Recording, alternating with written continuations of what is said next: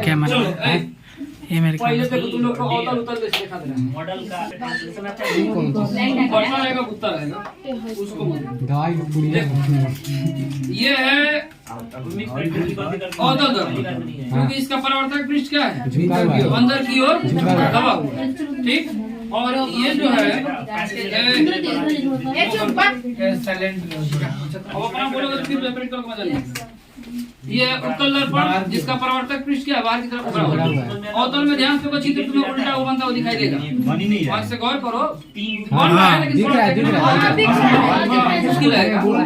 छोटा दर्पण है ना तो थोड़ा देखने में थोड़ा असुविधा महसूस होगी ये वाला थोड़ा मान लो कि उसके अनुसार जो है चित्र थोड़ा सही दिखेगा इसमें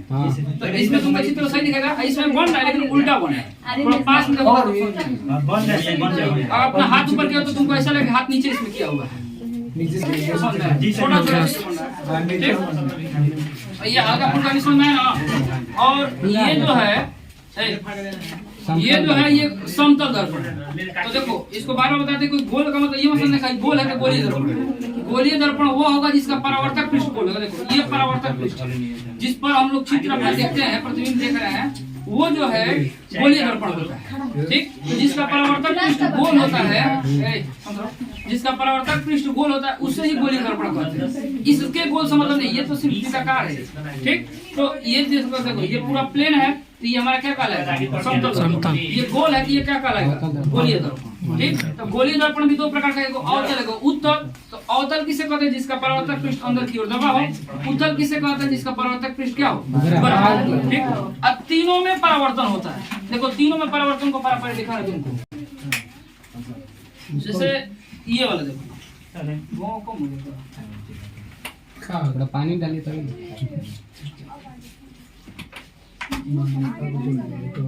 धुआं वाला मशीन आवेला टेंस के अकॉर्डिंग हो गया ना और वो मशीन से मॉडल रिकॉर्डिंग करेंगे तो बटन नीट लगा देंगे ये जो है ये तुमको लाइट दिख रहा है ये समझो कि तुम्हारी ये किरण है सीधी किरण जाती हुई दिख रही है ऐसे दो जो दोनों अलग अलग रंग का लिए है ताकि समझ में तो दोनों किरणें समझ में आ रही है ना तो फिलहाल में अभी एक किरणों की बात किया जाए तो यहाँ पर जो है ये जो है देखो ये परिवर्तन हो रहा है ये जो हम किए हैं कौन सा दर्पण है समतल दर्पण ठीक ये समतल दर्पण में परिवर्तन है ठीक ये समतल दर्पण हो गया वैसे ही ये हमारा जो अवतल दर्पण हो गया इस अवतल दर्पण में भी परिवर्तन सेम हो रहा है सेम उसी माध्यम से वैसे इसमें भी परिवर्तन हो रहा है ठीक वैसे ही ये हमारा उत्तल दर्पण है इसमें भी परिवर्तन सेम होता है सब में परिवर्तित हो रहा है लेकिन बात ऐसा होता है कि जब फोकस दूरी पड़ोगे तब होता है ये फोकस दूरी से कहते हैं जब किरणें सब जगह एकत्रित होती है जब एकत्रित होती हैं तो उसको हम लोग क्या कहते हैं कि ये हमारा जो है मुख्य फोकस है तो इसके लिए देखो तुमको एकत्रित कर लेना सेटिंग वाला है डबल होगा तभी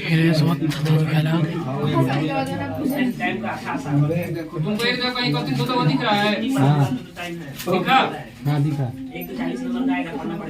दिखा जहाँ पर ये एकत्रित होते हुए दिख रहे हैं हमारा मुख्य फोकस है दिखा ये जहाँ पर एकत्रित हो रहा है यही इसका मुख्य फोकस है इसको देखो हम बढ़ाएंगे घटाएंगे कोई फर्क नहीं पड़ेगा वो इसका मुख्य फोकस वही रहेगा देखो कितना भी इधर कर रहे हैं इसका मुख्य फोकस वही है बड़े तरह मुख्य फोकस किसे कहते हैं जहाँ पर सभी किरणें एक जगह एकत्रित होती हैं फिर हर में दो किरणें लिए दोनों एक जगह एकत्रित हो रही है देखो नाटक नहीं बड़ी मुश्किल है जो है ये तुमको दिखा रहे हैं देखो मिला देखने को ना कभी कभी जो धुआं इधर उधर हो जा रहा है जब वहां पर जा रहा है तो मिल रहा है समझ में आ रहा है ये समांतर किरणें जा रही है लेकिन जा रही है तो वहां से एकत्रित होने उसके बाद जो है दोनों किरणें एक जगह एकत्रित हो रही है अब हाथ से वहां पर नहीं दिखा पाएंगे तो लोग खुद गौर कर सकते हैं कहाँ पर एकत्रित हो रहा है यहाँ पर जो है कुछ एकत्रित हो रहा था गौर कर रहे हैं वहाँ पे देखो जहाँ पर एकत्रित हुआ है उससे ही हम लोग कहते हैं मुख्य फोकस बुझाया ठीक जहाँ जूम करने लायक होगा कर लेना हो धुएं की जगह पे किसी और चीज का यूज नहीं कर सकते हैं क्या चीज धुएं की जगह पे किसी और चीज का धुआं से पथ दिखता है लेजर का पथ नहीं दिख पाएगा ठंडिया में तनी जो है मौसम जो है थोड़ा ये ठंडा रहता भी है तो धुआं जो है समझ में आता है अभी गर्मी के टाइम और फैल जा रहा है तो उसके कारण और देखो पंखा ये जो है हम समतल दर्पण को दिखा रहे हैं तो ध्यान से देखो समझो बार बार दर्पण पलटते जाएंगे ये जो है समतल दर्पण की बात कर रहे हैं, तो समतल दर्पण में देखो, ये समतल दर्पण देखो, इसमें कहीं भी जगह एकत्रित नहीं होगा, कहीं एकत्रित होकर होते तुम कहीं दिखेगा ये, क्योंकि ये जो है देखो बराबर जैसे किरणें जा रही है टकरा कर उसी माध्यम में जो है वैसे ही जो है वापस चली जाती है, क्योंकि ये कौन सा दर्पण था? समतल दर्पण। तो समतल दर्पण में परावर्तन भी बराबर होगा और जो है इसमें कहीं भी एक जगह एकत्रित नहीं करेगा। इसीलिए अगर पूछा जाता है कि समतल दर्पण की फोकस दूरी कितनी होगी, अनंत होता है। अनंत क्यों? अभी दिखाया ना, क्योंकि कहीं भी एक वो उसको काट नहीं सकते, उसीलिए समतल दर्पण की फोकस दूरी क्या बोलते हैं? अनंत होता है। अगर अवतल दर्पण की फोकस दूरी पूछा जाएगा, अवतल दर्पण की फोकस दूरी कहाँ होगा? जहाँ पर सब किरणें एक जगह एकत्रित होती है। ये देखो फिर वैसे ही एकत्रित होते दिख रहा है, बार बार इसी से लिखा रहा है, गौर से समझते जाना। ये जहाँ पर एकत्रित होती है हमारा अवतल दर्पण है, जहाँ पर ये एकत्रित हो रही है उसको हम लोग क्या कहेंगे? मुख्य फोकस कहेंगे। इसका दुगुना पड़ेगा तो हमारा वक्रता त्रिज्या होगा, क्योंकि बात है कि इसका द्वारा बहुत छोटा है, तो निश्चित है कि इसका ये बड़ा सा जो है केंद्र वाला दर्पण का होगा। ठीक, ये तो अवतल का हो गया।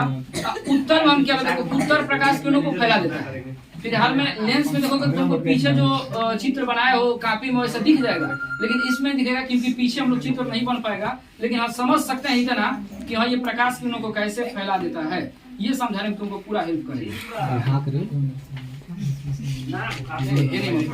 गर्मी हो रहा है, थोड़ा सा गर्मी बर्दाश्त करो, तुमसे ज्यादा हम भीगे हैं। तो गमछी लगी थी तो उससे ज्यादा हम बड़ी मुश्किल होता है इसको प्रैक्टिकल करना। टेपा मार दीजिए सर जी, टेपा मार दीजिए ना तब। भीग गया तो ठीक है ना, पानी का बचत हो रहा है। का जूम कर लेना, तो फिर मैं बर्बाद मत कर देना। इसे